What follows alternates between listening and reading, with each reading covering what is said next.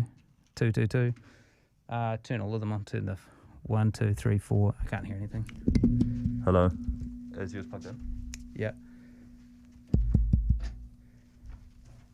Test. 2, 2. Yeah, I can't hear anything. So there must be something weird going on with that. Check headphones. Hey, can you hear anything? How's that now? I've just changed the what's coming through. Yo. No. Okay, hold on. Can you hear it in your headphones? Yeah. Oh, sweet. It's because it's coming through my board, but I might just change these because these 2, 2, 2. studio like that.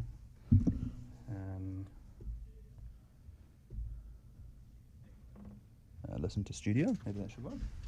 Where am I? 2, 2, 2. This side here. Yeah, that's on. You're on. Right here. Yep, that's you. So we have Damien here.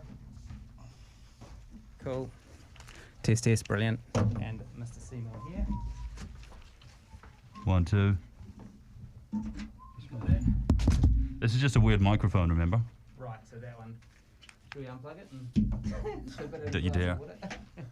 It might actually be easier if you do it on this one. So I'm not hearing anything on this. Is it because it's supposed to be this one? Oh, right. 2. Why can I not hear anything? Oh, hang on. Because I'm not turned up there. There we go. 1, now 2. I can hear it. Right. 1, 2, 1, 2. That embed code come through okay? Just waiting for it now. Just about to come through. Right, do you want me to go get the guys? Yeah.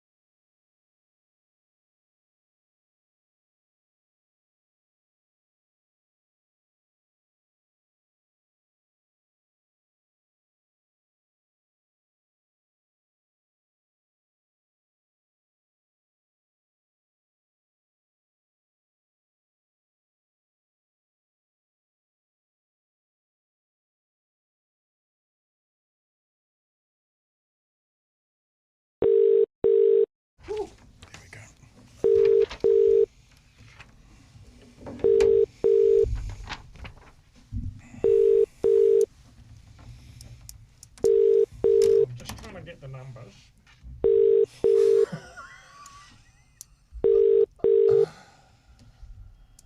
Hi, Simon Bridges here. I'm unavailable at the moment, but please feel very free to leave me. He's chickened out. Get him on again. Just keep calling. We want him on. Just treat these mics like that, just in case if we have any. Hey, sorry, I'm here. Hey, how you doing? Simon? Hey, good. Sorry. It's those no caller ID. I know. I wouldn't trust them either. I wouldn't call them either. You don't know who the hell's answering, right? You end up with like some dodgy liquidator and somebody ex-Auckland University editor Marxist.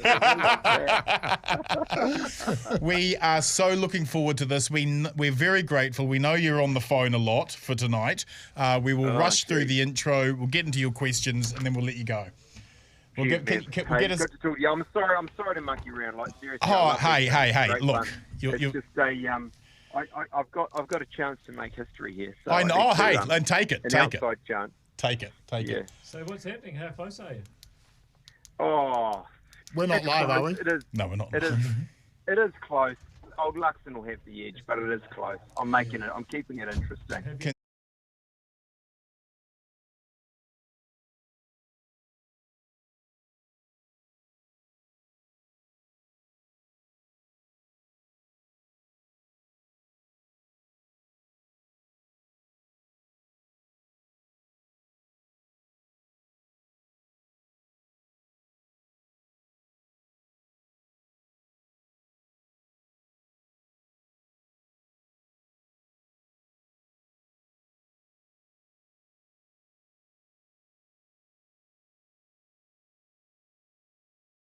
Girls, welcome to the greatest NZ live political podcast in the world, The Working Group, hosted by beloved left-wing broadcaster Comrade Bomber Bradbury, with the best political panel in New Zealand media, reviewing the week, setting the agenda, avoiding defamation. The Working Group is brought to you by Gravity Credit Management. When the weight of capitalism is becoming the event horizon of an imploding black hole, call 0800 Gravity, and our team will get blood out of a stove. That's 0800 Gravity. This is The Working Group. Kia ora Aotearoa, I'm your host, the editor of the Daily Blog, Martin Bradbury. Bomber to my comrades, Mr. Bradbury if you're nasty. My preferred pronouns are what the hell, and please leave me alone. This is The Working Group, New Zealand's bestest and greatestest weekly political podcast that is not funded by New Zealand On Air. We stream live from the MediaWorks Auckland studio, 7:30 p.m. Mondays on Facebook, YouTube, and the Daily Blog. The podcast is available afterwards on Apple Podcast, Rover, Spotify, and YouTube. Tonight's Twitter panel is the editor of the Evening Report, Selwyn Manning, joined by a View from Afar foreign affairs podcaster, Dr. Paul Buchanan, and they are live tweeting using hashtag NZPOL for tonight's episode. Joining me for our first show to dissect the three big issues of the political week is the greatest political panel in New Zealand broadcasting. He's a lover, he's a fighter, he's a fireworks aficionado, and he's a stuff columnist in that order. The Ctullah of capitalism, the libertarian liquidator, no invoice is too large. The one, the only, Damien Grant. Welcome, comrade. Kia ora, it's good to be here. He's the baby-faced assassin of the right, the de facto leader of the opposition, and my actual electorate MP, and he does a fantastic job. He's such a good electorate MP. It kills me.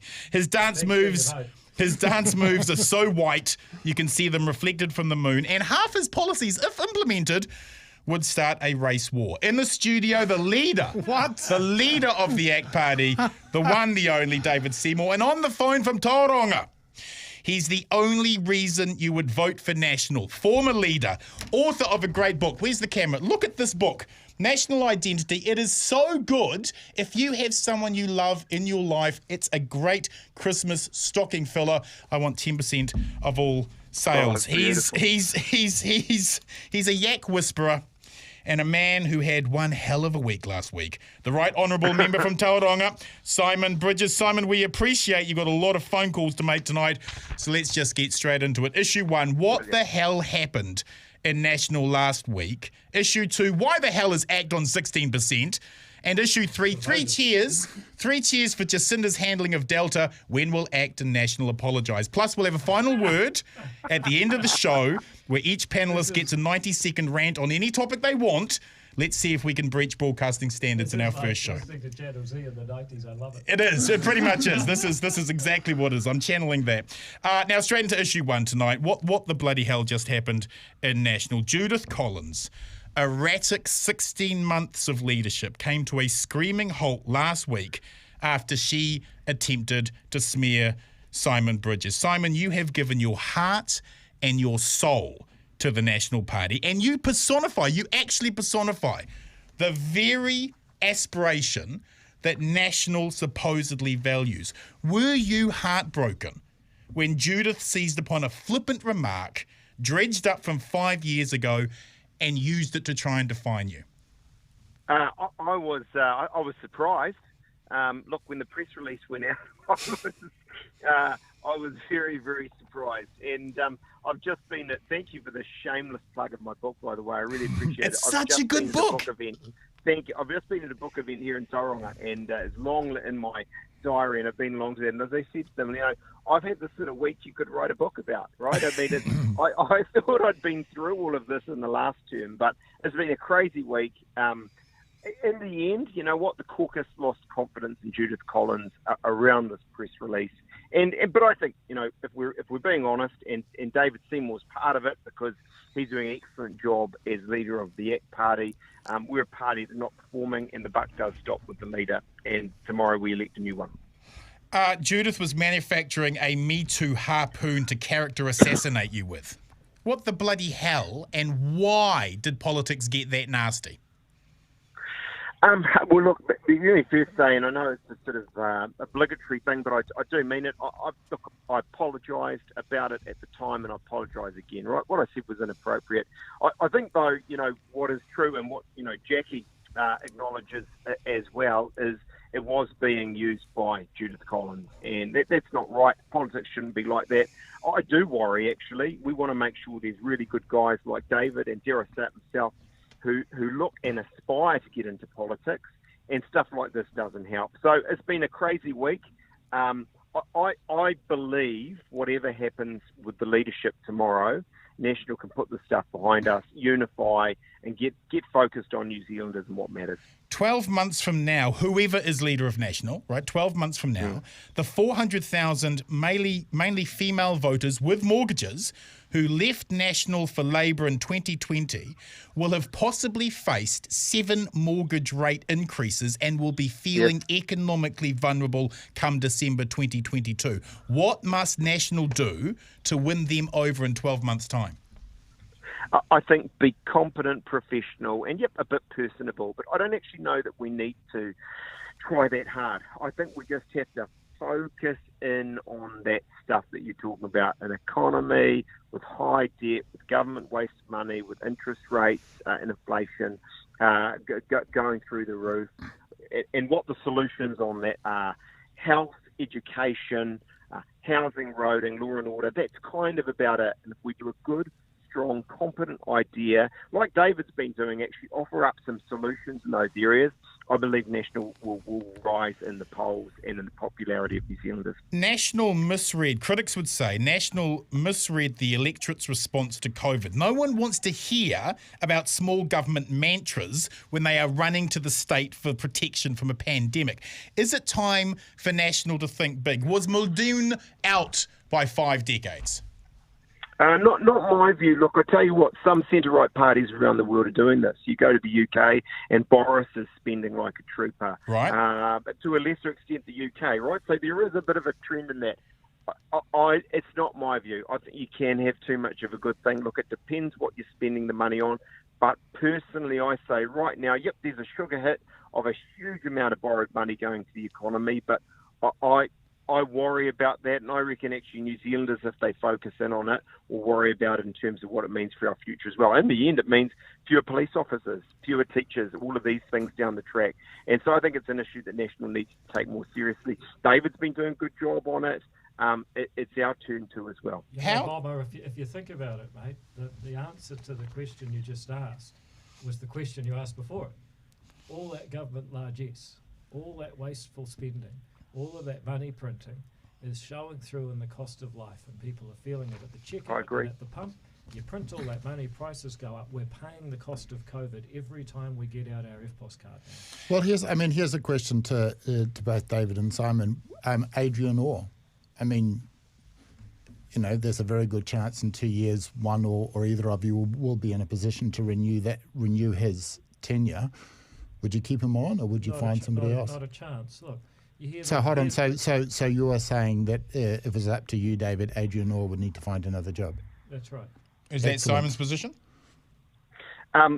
It comes up, I believe, just before the caretaker period under this Labor government. And so, you know, the reality is it's going to be up to Grant Robertson and Jacinda Ardern. I think David's right. You never know, if it Simon, was there our might be an choice, early election at the rate they go. well, I think that's hope hopeful, so. isn't it? It's a little hopeful. Let's hope so. My simple point was going to be, look, it's a big call to get rid of someone who's being reappointed.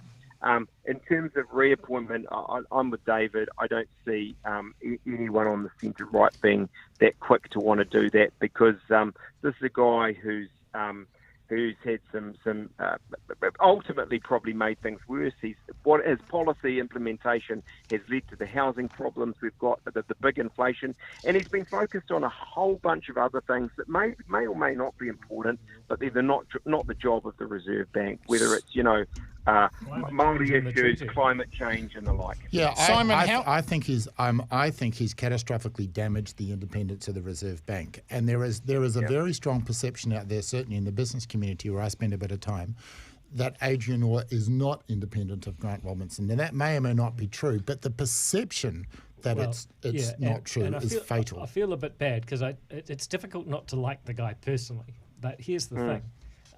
Grant Robertson is also responsible by putting a Treasury representative on the Monetary Policy Committee. That erodes their independence. By having a dual mandate that they're now supposed to target unemployment as well as price stability, that gives them an out to print money at all the wrong times. Yeah. And that's why there's a whole generation of people saying, house price just went up 200 grand in a year. The system's rigged. It doesn't work for me.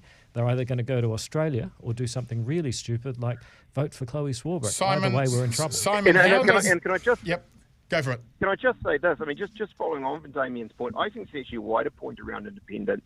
Now, whether it's a reality or perception, actually, you know, you look at it, whether it's the police commissioner, and I've made my first tone about him in the past, whether it's Ashley Bloomfield, whether it's in a range of other areas, I reckon there is a real issue around the independence of the civil service or the public service. And I think this government has marched us into a much more politicised environment around officials. It's a real shame. It certainly is a problem when public officials are giving, you know, superannuation details to certain politicians. It's terrible.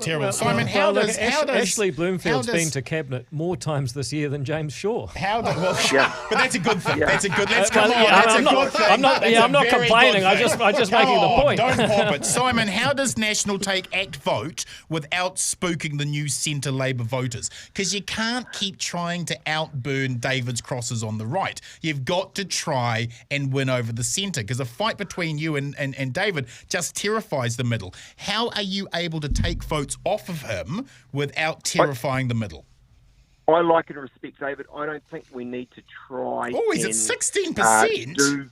Do what totally. I don't think we need to sort of try and do what David's doing. I think National needs to be secure in itself, focus on what we think matters to New Zealand, and there is more than enough space actually for National and ACT.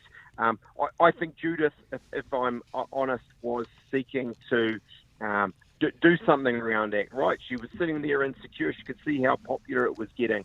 I don't think that needs to be the approach of a new National leader, whoever that is tomorrow. There are, of course, two options for a new National leader walking in that could halve ACT's vote tomorrow. And those two issues, of course, are if National had a serious cannabis reform agenda, you would half that. And, of course, free speech. If you turn up next year and actually own that issue and champion free speech. That's a position that David has absolutely destroyed everyone else on. Well, I was meant to be turning up to a free speech union petition on hate speech, I think on Wednesday or Thursday, but Judith was busy trying to poleaxe me and I was a little bit busy. Is that what's stopping your advocacy of cannabis, though? Cannabis, not so much. Look, I leave that to... I've told you in Parliament before, David, I leave that to the wokesters like you and Chloe, and I'm... But you would be able to. You can own that space. If you legalise cannabis, you would be able to take all those profits out of those gangs. Don't you want to smash the gangs, National? Don't you? Oh, look. You know, I actually think National... I don't think they're big issues, they're important issues, but I think in the end, to mums and dads in West Auckland, to Porirua, you know, where it's at, it's the economy and the stuff we've talked about there, health, education, infrastructure, by which I mean housing and roads. And wonderful taxation from cannabis. Great taxation. It's not a lot more than that. To the extent that there's these other issues, David's welcome to them on the other side. Winston's and he's doing great. He's doing wonderful on them.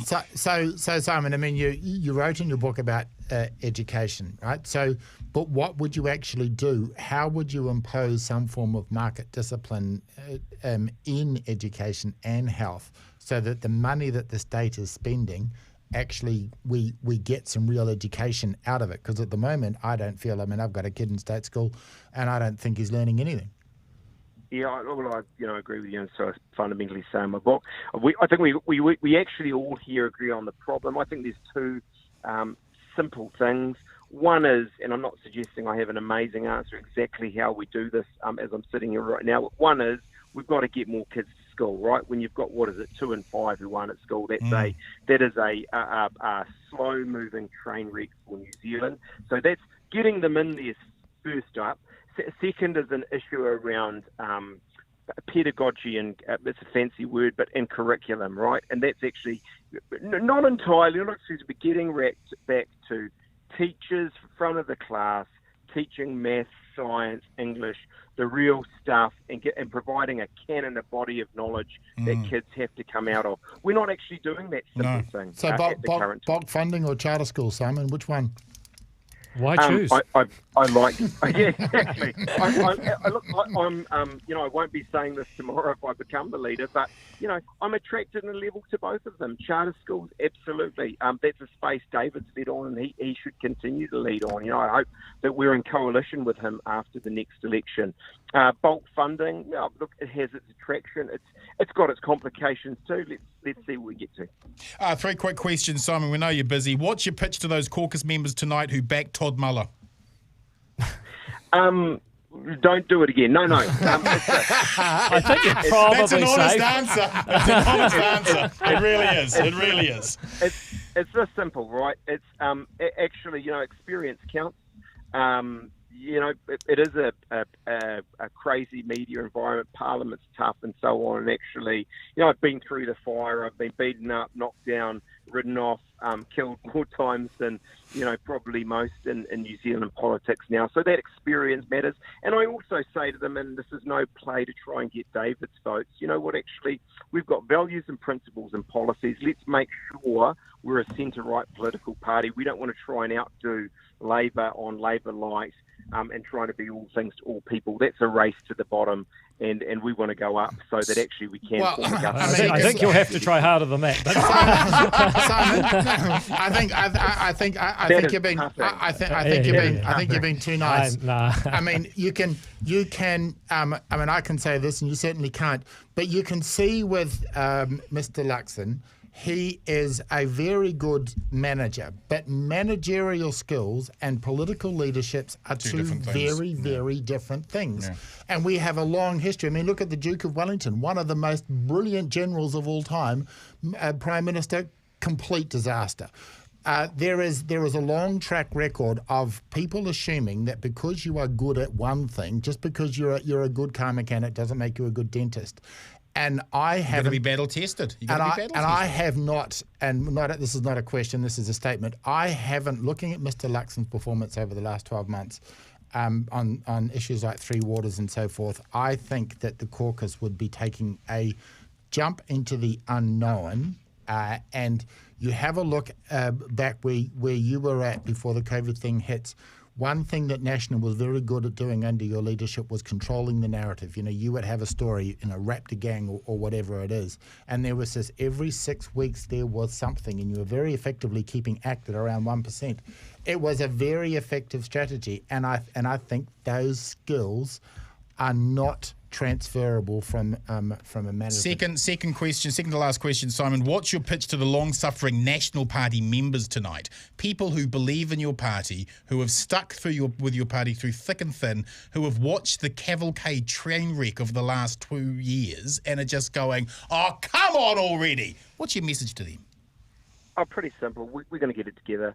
Actually, whatever happens tomorrow, I feel very confident we will come out with a good leadership team that's unified and that's going to get on track, right? That's going to have a strategy, a plan, and is going to implement it for the good of New Zealanders. So I actually feel confident about National's prospects. I'm not saying we will win, but I've thought for some time that with a good plan, people should be re-rating National and ACT's chances of being on the Treasury benches after the next election. I think at this point we need to turn that around. I think it's more ACT and National's chances, not National and ACT. Yeah, I think we need to flip it around. It's always nicer to use alphabetical order. That's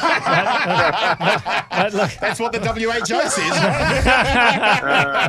Well, final question, Simon, because we know you're busy. Final question, your final word on Judith Collins' legacy as leader. Look, I'm not going to pretend and sugarcoat this to say that, I've been this great big fan of Judith. It's just, I haven't. Right, I didn't vote for her as leader, and, I have never been a big fan. She lost the confidence of the caucus. That was around what happened with me, but it was more than that, actually. It was a lack of a bunch of things that are required in politics. That said, there's some good there. She at a tough time did some building within the National Party that will be of value to the leadership and the National MPs and members within National in the run-up to the next election. Simon, we know you have phone calls to make, and thank you for your time tonight. And let's have you back on the show next week when you'll either be the new leader of the National Party, or you can start undermining the new leader of the National Party. Either one. We'd love to have you on the show next week, Simon. Good luck. Will be much more interesting. Hey, thanks, guys. Catch you later. Good on you. Have a wonderful time.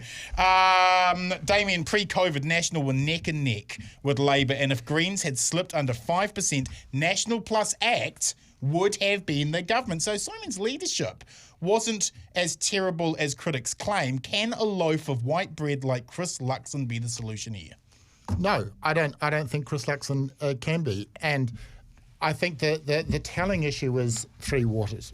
And one of the issues, because I was listening to the Taxpayers Union podcast on the weekend, and I didn't pick this up in time for my column, which is a regret. But on the Three Waters issue, this is a fantastic issue for National. You would have thought. There is a huge amount of hostility. I'm involved in the Taxpayers Union, and we are getting a massive amount of engagement on this issue. But one of the things that Jordan Williams made, and he wasn't really thinking about it, he was just talking out loud, and he said he hasn't really seen National on this issue. It has been the councils and the Taxpayers Union that has been driving the issues. And it also, there you got Mr. Luxton. And I think the issue is, in the Taxpayers Union, we're not touching the co-governance thing because that's not in our remit. But it is in the remit of the National Party. This is exactly the sort of issue that they're not getting in there. But I think the problem with Mr. Luxton is if he touches that issue, there is a problem that somebody might bring, you're racist in some way, which he's obviously not. But if you're the CEO of Air New Zealand, a scandal like that is absolutely toxic, so you avoid it. If you're the leader of the National Party, and you're pushing an issue like Three Waters, you need to do more than download ACT's political position, put your own headline on it, and punch it out. And can I just say that is exactly what they've done. Simon Court, former civil engineer, all over this issue. He has put together a position for ACT, which is basically that we need a water inspector, which we now have. We need to exempt small farm water systems from it, which we should do. We need to have more funding from central government to local because there's a real funding imbalance, and we need to let councils voluntarily merge. That's our position. Simon Court, sends it to all of the councils. 2 weeks later, Chris Luxon sends out the same letter. So we should have him up for copyright. David, your caucus has been furiously disciplined in not being dicks. They've been incredibly loyal and they look solid. How toxic to voters is political backstabbing like we saw in National last week? People just don't like it. Well, I mean, here's the thing. I mean, you talk to the kind of people I hear from every day. I'll give you an example.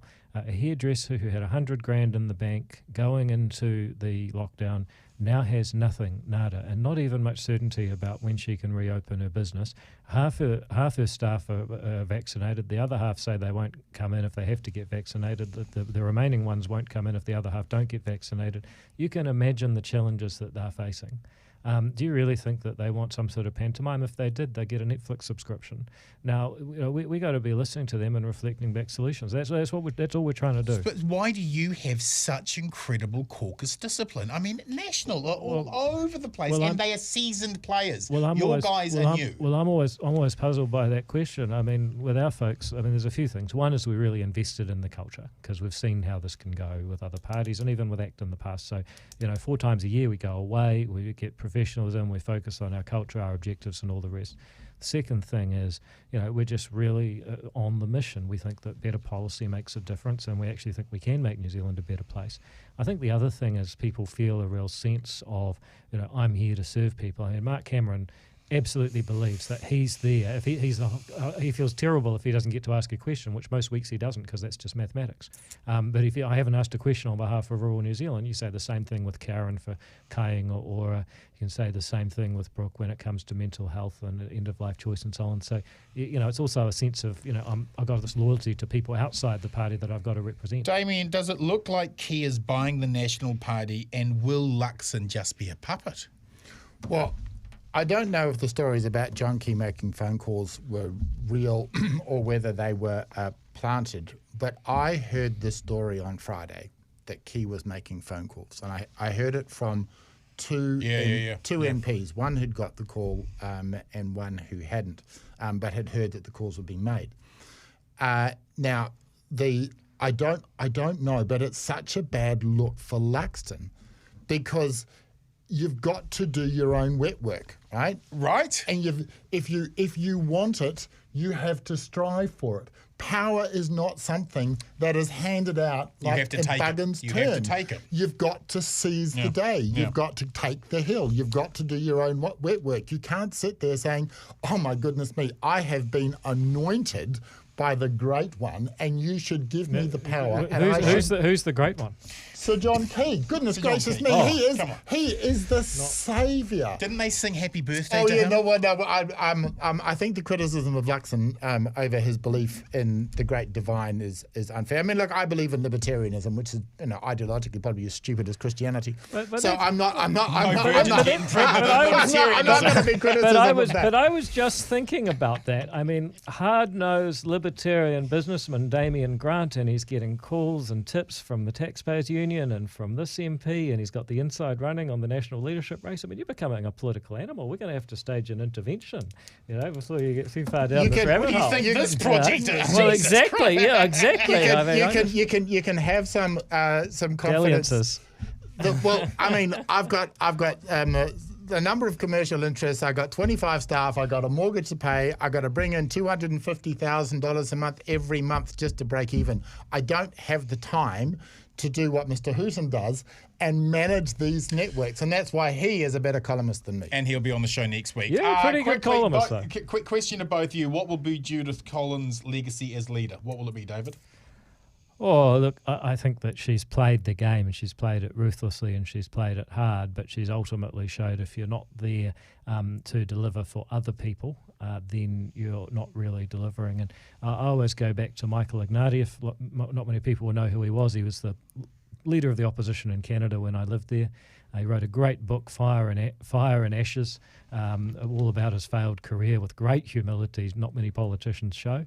In the final chapter, he says, this is advice for young politicians. You've got to know who you do your politics for, and if the answer is you're not going to go very far. Was he the Conservative Party guy that led them to 2 seats? No. He was the Liberal guy who was destroyed by Harper and the Conservative advertising machine. Right. Okay. Michael Ignatie, fascinating story if you are a political trader, which you're not because you've got to bring in $250,000 a month. Judith Collins' legacy as leader. I think if we can memory hole the last week, which I think is going to be hard to do, but if we can memory hole the last week, I think her legacy is reasonable. She was delivered an absolute hospital pass. Had it not been for the misdeeds of Melissa Lee and a couple of other shenanigans and the absolute disaster that was Auckland Central, I think she could have saved quite a bit more of the furniture. I actually think that she ran a respectable campaign given the infrastructure and the disunity in the party that she had. I think the challenge for Judith, and this isn't my analysis to be fair, this is somebody else's, is that she was always looking over her shoulder. She was always worried about the sniping in the back, and it became a self-fulfilling prophecy. If she had been focused on undermining the government, and maybe that she didn't have the skill to do that, I don't know. I think perhaps she did. I think that she could have done better. So I think if we can memory hold the last week, that her legacy will be she saved the party from complete annihilation. Folks, we have to jump to a quick break. We'll be back with issue 2 and issue 3, plus our final word just after this. The Working Group is brought to you by Gravity Credit Management. When the weight of capitalism is becoming the event horizon of an imploding black hole, call 0800 Gravity and our team will get blood out of a stove. That's 0800 Gravity. This is The Working Group. We have to move on. That sponsor, though. That great sponsor. We have to move on, comrades, to issue 2. No, should we move on quickly from Gravity Credit Management? Because 0800 Gravity. Because I have heard that this company, Gravity Credit Management, is one of the most effective and brilliant debt collection companies. And in fact, David, that company was rebranded a year ago, and we had one of the top political people in the country do the launch. In this economic climate, it was either a debt company or Pornhub, Bitcoin, or some Canadian casino cannabis. Let's face it, Gravity Credit Management was the only one prepared to stump up with the money, and it's a great company. 0800 Gravity, we will take care of your debts. Issue 2, how the hell is ACT on 16%? I have personally charted ACT's rise to this insane number, tracing back through to the free speech fiasco where I warned the cancel culture woke that they were giving ACT free speech ammunition that would trigger a dormant political fault line, which they ignored and inadvertently caused. ACT are now seen as a right-wing values party and are soaring at unprecedented levels. David, the demographics are blistering. You outpoll National in Auckland and Wellington. There is a clear demarcation of age and geography, with almost every right-wing vote under 60 who doesn't live in rural New Zealand choosing you over National. Can ACT overtake National in the popular vote? Well, it's up to the voters. I mean, I never get into that stuff. All I do is just say, look, what do people want? Do we understand it? And can we come up with solutions that deliver it? That's all we do. Pretty simple business. And it goes back to the way I got into politics. I went and knocked on 14,000 people's doors around Epsom. They said, here's what we want. We'll vote for you, but don't screw up. And I've just sort of kept on. I'm like Forrest Gump. I've just kept on running ever since then. I'm the only pundit who came out and said that ACT will overtake National in the popular vote, so you have to live up to that now. Well, they haven't. In fairness, the government hasn't done the hate speech laws yet, and I think they'd be absolutely mad to, but they may still do it.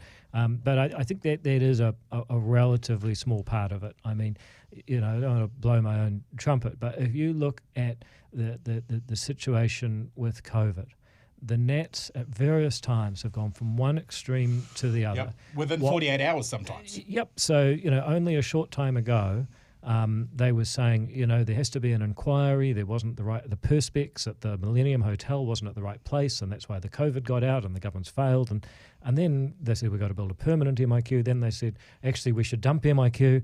And that's within sort of a 3-month cycle. Yeah. Now, we've never advocated the permanent MIQ. I think probably New Zealand should think about that in the long term because pandemics will become a reality. Right. We've never gone too hard on failures at MIQ because we've never thought that the government locking people up for 14 days was a good idea in the first place. We've consistently said, look, COVID is a problem. It's not the only problem. We need to balance it with other risks. We need to use more technology. We need to partner with the private sector better so that we can eventually get our way of life back. And I think, frankly, we've just done better at taking a reasonable position. And I'll just give you another one. You take this dirty deal with the Red Devil that they've done on the RMA reforms where they say you can build 3 houses on any residential section in any of the 5 largest cities. Now, people say, you should support free markets and deregulation at all points. If I was the Prime Minister with 80% support right now, I wouldn't do that. What I would do is I'd ask, why are we not building enough houses? And I think the basic answer you'd get is because you can't fund the infrastructure to connect them, so they get lots of delays, so it costs lots to build them. And then I would say, okay, let's fix that. If I found out that we needed to zone more land for greater intensity, we would do it, but there's no evidence that that's the case. And so again, we're taking a position that goes back to robust public policy. That's our real strength, and that in the end translates into a coherency that people respect. Well, let's just do a lot of that because that's been a really interesting issue, and I haven't formed an opinion on this myself. But just talk me through why, if I own a block of land in St Heliers, Epsom, Point Chev, whatever, or Fendleton, ACT's position is that if I own that land, there is a restriction on my ability to build because in ACT's position, the property rights of my neighbours. Just talk me through what ACT's position is and why you think National Labour are wrong on it. Okay, well, let's just start at the beginning. First of all, is there a problem with housing in New Zealand? Yes, and it's probably the most serious overall problem we have. You wonder why there's inequality, you wonder why there's kids in cars and motels. I mean, it's because fundamentally we've made it too difficult to build a home. So that's the first thing. The second thing is that the housing problem is a supply side problem. Putting a tax on those people or subsidising those people, all that does is move the shortage around. That doesn't solve the problem. So there is a problem. It is a supply side problem. The next issue is it is a problem with a shortage of land you're allowed to build on.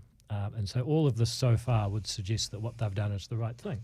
But when you drill right down to it, what is stopping more homes getting built? Well, Auckland has 430,000 sections zoned that could be developed right now. There's no shortage. It's literally 20 times what they actually build each year. And yet the reason it's still so expensive to build is the delays, the connections, the infrastructure, the bureaucracy. There's a whole lot of problems there that we need to solve. But simply saying you can build 3 houses 3 stories high in any section doesn't solve any of those other problems. The way I'd put it is that solving an infrastructure shortage by zoning even more land is like solving a shortage of fuel by buying more cars. It just doesn't. It's solving the wrong problem. Now, to go to your philosophical question, which is, why don't we just advocate it? Well, it's like this. I want a freer society. In a perfect world, there wouldn't be any rules like the ones that we have there. But I'm also interested in making sure that a freer society actually makes people's lives better. And right now, what they're proposing will not improve people's lives, but it will upset a huge number of people who are going to say, I've got an 8-metre wall, 1 metre from my boundary, floor-to-ceiling windows, looking into my kid's bedroom. There's nothing I can do about it. And it hasn't actually built more houses because the binding constraint is infrastructure. But isn't that so I understand. I've had a number of conversations with people in and around, who own the quarter-acre section of Paradise, and they are very hostile to the change that's coming through, and I completely understand that. But I'm still struggling with the idea that I understand the idea, I bought a house in this area and these were the rules I bought when I bought the house in this area. But I think, oh, come on, you buy the house, the rules change. I'm still struggling with the philosophical perspective of why, if I own the property, that the expectation of my neighbours is going to restrict what I can do on that block of land. And I haven't quite got my head around Because ACT respects the collective. National is a crony capitalist party with vested interests deeper than a kauri log stuck in a swamp with roots that go all the way to China. How does ACT inoculate itself from big donor corruption if it overtakes National electorally? Well, you want me to answer that? But why does it have to? I think it's. I mean, come on, man! I mean, that was the answer I was not expecting. Out of left field. Well, yeah, we'll be just as corrupt. I mean, political power is an asset, and if you have it, you should be able to trade it like anything else. Well, I mean, come on, let's just get rid of it. David, how much of your success? This is a question for David, not me. Okay. Well, David, answer it. Well, I think the question is, what's your purpose? What's your sense of mission? So you don't join ACT because you think politics is glamorous, or you think being a member of the ACT party is glamorous. You join ACT because you don't. No, well, you don't. But I mean, some people might, but for the most part, it's because you think that New Zealand would be a better place if we took public policy more seriously. And if you've got that sense of mission, then you don't want to sell out. And what I personally like about it is that every other party is saying, I'm going to tax those guys and give you money if you vote for me, or I'm going to make rules to regulate those people that will stop them doing something you don't like, using plastic bags or saying nasty things or whatever. To actually campaign for freedom, yes, and say we're not going to give you any particular thing, we're campaigning for a freer society. Well, that's a much more interesting challenge. That's why we do it. How much of your success, David, is simply down, however, to National failing? I mean, have voters really comprehended what your policy platform of cutting and freezing the minimum wage, interest back on all student loans, no KiwiSaver subsidy, cancelling the winter energy payment, dumping all climate change legislation, no more Best Start payments for families with newborns, cutting welfare payments, no tax credits for research and development, great. I'm going to join. cuts to working for families, $7 billion a year cut from public services, abolishing the Māori seats and abolishing the Human Rights Commission. Do people really appreciate the hard right romper stomper policies you're putting forward? First of all, half that stuff's not actually our policy. So if you look at last year, it should be. Yeah, here's the question. I'll give you a list of more. Yeah. Why only 7 billion? 14 billion. Billion. Here's the issue. You look at our alternative budget. Yes. It makes no cuts to healthcare, no cuts to education. It does, however, cut tax. It does, however, cut a whole lot of spending that is just taking from one group of people, giving to another for political purposes. And it does get us back to surplus by 2025. And it does deliver between $2,000 and $4,000 to the average full-time worker in tax cuts. Now, that's actually a pretty attractive thing. Now, on the other hand, if we're going to have the kind of politics for all time where you can never reduce any election bribe from any of the last 10 elections because someone will get upset, then our future is going to be debt, inflation, high taxes, and kids leaving for Australia. Damien, as a libertarian, what does ACT need to do to become the government? Or do they serve a more useful philosophical purpose outside government, critiquing the government of the day? Well, as a libertarian, I'm not in favour of government in any way, shape, or form. But let's. Well, that's anarchy. Anarchy, just pure. Fine, whatever. Somalia, let's embrace it. But David, now that that's kind of pushing up the polling where it is, how politically? Because I don't think ACT has ever really been a true libertarian party, and you can see that from Lindsay Perigo from decades ago railing about compulsory super. But how would you politically, if you do that, how would you describe ACT? Are you conservative, libertarian, classical liberal? Do you have a label that you think about yourself? Well, the thing about those labels is, as soon as you give a label, people start arguing about what the label means. But we believe in personal freedom and personal responsibility, and we do that in our policies. You look at end-of-life choice. If you're suffering at the end of your life, it's your choice. It's not for you to suffer for someone else's morality. You look at charter schools. We believe that people in local communities know more about how to get their kids to go to school, as Simon was saying earlier, than anyone in the Ministry of Education who know nothing. That the charter schools are ACT's philosophy in action. More freedom, more choice, more kids showing up to school. It's about making freedom actually work. And very quick question to both of you on this almost a topic. technocratic type approach, which isn't necessarily a criticism, but it's interesting. Well, here's the question. I mean, if you and I, as the libertarians on this podcast, believe that the world will be a better place if it's freer, we've got to do a deal with everyone else in the society and show it makes life better for them too. Quick question That's to you what I'm both. committed to. Quick question End of to you life both. choice and charter schools both did that. Where fair enough. will ACT be on the final poll for 2021? Where will it be? Oh, look, I don't know. I mean, it's trending up slightly. Let's say 18. 18.1, just so I've got a bit of margin. I think it'll be 18 too. Comrades, we must move on to issue 3. COVID has had a devastating impact on the globe, with over 5 million dead, hundreds of millions more sick, and economies struggling. Jacinda's unique communication skills and courage has seen New Zealand with one of the lowest mortality rates and mass hospitalisation rates. Have there been mistakes? Sure!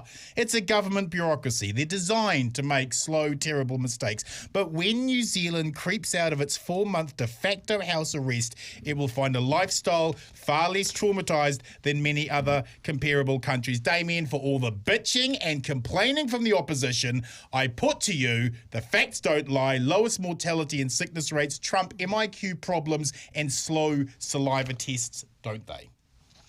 What's the question? Was there a question on that? Or was Look, this I'll just answer- When will you give thanks to Jacinda? That's my question. I'll answer a question if you want. Please? Yeah, look, I asked Chris Hipkins in the House, can you tell me a country that had greater natural advantages than New Zealand, with its isolation, its spread out population, its young population, its social cohesion, where, if the Prime Minister says, look, everyone go home for 7 weeks, put a teddy bear in your window, don't call us, don't call you, people actually do it. And they did. Yep, and they actually did. did. Yeah, They and, did. and So also a country depressing. that is comparatively wealthy compared with most of the 200 countries on Earth.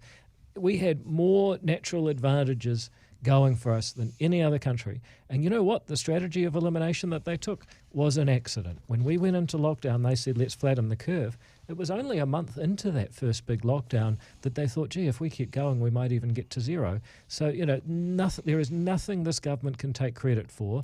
There is what they inherited, and there's what they stumbled into. David, Everything are you else is a concerned? disaster. Are you concerned that any of your 16%, that incredible, unbelievable high, 16% are anti-vaxxer lunatics who just hate Jacinda? I mean, how many deaths would ACT have tolerated before you enacted lockdown? Look, we're not into setting a number of people to die. We're libertarians. That's what you socialists believe in. And we're very good. That's what your heroes used to do. 5-year plan. That's what That'll your get to heroes it. used to do. But are you concerned that you're giving sustenance to any anti-vaxxers? No, I mean I'm pretty muscular about that. I mean, what are some of the things I've said? I think it was I'm just trying to. Satanic cabal running the UN, I think. No. I think I'm just trying to remember which provincial newspaper ran my line. Just get fucking vaccinated. It was the Bay of Plenty Times. That's an E-rating on this podcast and now. Then TVNZ had me saying, just get vaccinated, you dickhead. So I mean, I don't think I'm like when people say you're pandering to anti-vaxxers. I mean, shit, would these people like to see me go hard on them? Now, so look, that's simply untrue. But having said all of that, just to put the more statesman-like hat back on, Of course, we're back on. That's great. I mean, here's the question about these mandates. We got 14% of cops don't want to get vaccinated. I think they're stupid, but. Do we really want 14% of cops alienated from the rest of the force? Now, what's the public policy objective here? Well, surely it's to make sure that a person you are working with is not a danger to you. Right. If they can get frequent testing that shows they're just as likely to actually have COVID or just as likely to not have it based on the test results as someone who's vaccinated, then why do you care? It should be a vax or test mandate. Damien, Look, the electorates apparently my wife and kid are watching this, and he gets very upset when anybody swears. So, Xavier, on behalf of David, I apologise for the Xavier, swear I'm words. very sorry. I shouldn't have said it to the Bay of Plenty Times or on this much more respectable. But the big issue, Bomber, with your love session about Jacinda, there's two things. One, we don't know the price that we've paid. I think that the bill for this disaster is yet to come in. We know one of the prices Absolutely. we've paid. We have locked a generation out of home ownership. There has been one of the most catastrophic transfers of wealth from income earners to asset owners that we have seen in a number of generations. That is a disaster that is going to ripple through the generations. Well, let's the other thing, the other risk that we've taken is we have played a game of Russian roulette with our economy. And okay, the gun didn't go off this time, but just because the gun doesn't go off doesn't mean playing Russian roulette was a good idea. Oh, you feel that high, that rush. Oh, that's true. The you do. electorate are enormously fickle, save their lives and protect them from mass sickness one day. And the next day, it's what have you done for me lately? With a sour turning economy, is this going to be the thing that undermines Labour? Whether or not Jacinda gets back or Labour gets back next time around, I think is outside of either Labour or National or ACT's control. It's going to be the economy. If the economy continues to tick along as it is now, I think it's going to be a hard job to convince the electorate to change. But there are so many black things. swans flocking. There are swarms of black them. swans. And you've got inflation. I mean, inflation in the last 90 days went at 2.2%. That is nearly 9% on an annualised basis. You are going to see, and if that continues, you are going to see mortgage interest. I mean, I just reset my mortgage for 5% for the next 5 years. I would have reset it about 7% because I think mortgage rates could go up to 5, 6, 7, 8, 9%. And at that point, you are going to see a wave of pain and business failures. With the problem with inflation is prices go up faster than wages. You're going to see a lot of pain. And let's not forget there is a GFC-type black swan out there somewhere. And if it lands in the next 24 months, this government won't even go the time. How's that Evergrande going? I know. It looks terrible. Quick question, final question to both of you on this. Best case, worst case scenario of our COVID response. Best case, worst case. Oh, look, the best case is that there are no more variants that are vaccine busters, that we have achieved a kind of herd immunity, or at least we will if we get 5 to 11-year-olds choose to be vaccinated in large numbers, and we basically just get on with life. Worst case? The worst case is that it continues to mutate. There are immune escape or vaccine-busting variants. Our government won't be ready with a vaccination program that can adapt to variants. They'll be just as slow as the first time. And we're basically going to yo-yo in and out of lockdown. But there's no more gas in the tank. And Damien is so right in what he's saying, that the real cost, because we've had, as Friedrich Hayek, who I'm sure you read often, said, monetary policy is a kind of loose joint in the steering mechanism of the market. Well, that joint has been very loose for the last couple of years, and we're just waiting to see that correction as monetary policy tightens up, and it is going to really hurt, and it is all at Grant Robertson and Adrian Orr's door. That's a fantastic analogy. I can just see the wheels falling off. Best case, worst case. Hayek's a Nobel Prize winner. They wouldn't give it to him now. No. that was a mistake. The problem isn't the virus. The problem is the state's response to the virus. That is where the real damage has been done. And we're seeing this new variant come out of South Africa. I don't know whether it's good or bad, whether it's in whatever. Who knows? I don't care. The problem isn't the virus. The problem is the state's overreaction and the public's demand for the overreaction. We want the state to make us feel safe, and even though the threat is real, and if you compare, if we were Sweden's, I think it's 15,000 deaths, you put it into New Zealand's term, that's 7,000 or 8,000 deaths. That's a tragedy. But the real problem, the real tragedy, is the damage we are doing to our economy and to our society by the state's reaction. I don't care about the virus. I'll take the vaccine. This is new variant, right? How long did it take Pfizer and the others to develop the vaccine? Once they had got the it'll take 100 days from creation to in your arm for any new variant. Add 6 months for the New Zealand government. No, I'm serious. I'm serious. Here's a question. Are they prepared to say, as actors said, if the FDA approves it, it's good to go in New Zealand? Or are they going to wait for another month for MedSafe to say, guess what, the rest of the world got it right, which is what we've done with every treatment for COVID so far? Download the Memo MedSafe and let's go. Comrades, we need to wrap now with a final word. Damien Grant, your rant for 90 seconds, please. Go to the mountaintop, brother. Well, I love the mountaintop because that's where I feel most comfortable. My great concern is that the National Party are once again going to demonstrate that they are the utterly spineless and useless and morally bankrupt organisation.